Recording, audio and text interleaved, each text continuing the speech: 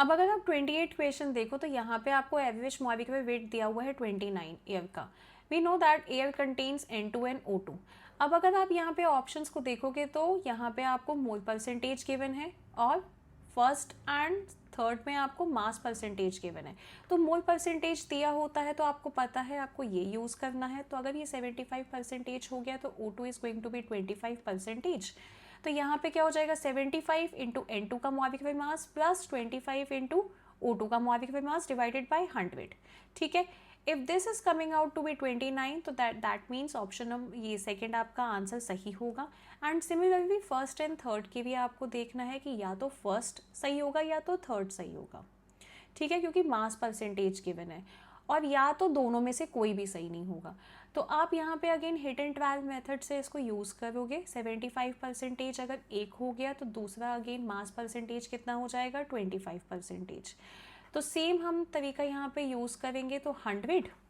ठीक है, तो यहाँ पे क्या हो जाएगा again 100 divided by 75 divided by N2 का molecular mass which is 28 plus 25 divided by O2 का molecular mass which is 32. If this is again coming out to be 29 then the answer is going to be first. But if it is not coming out to be 29 then again you have to do the same thing with third also.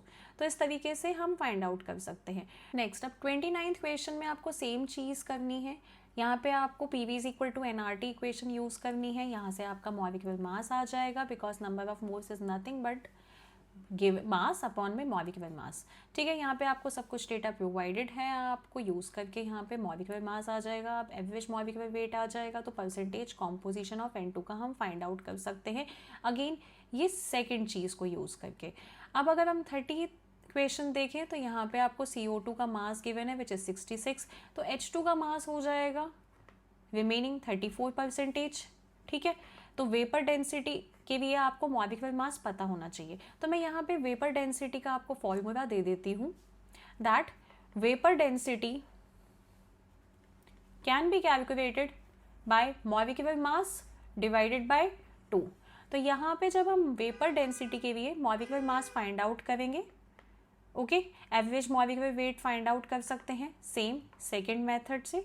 100 divided by 66 upon में 44 plus 34 divided by H2 का molecular mass which is 2। ठीक है, तो यहाँ से आपको average molecular weight आ जाएगा, vapour density आप फाइंड आउट कर सकते हो। तो मुझे कमेंट करो इन सभी के आंसर्स, अगर कोई डाउट हो then also let me know. Thank you.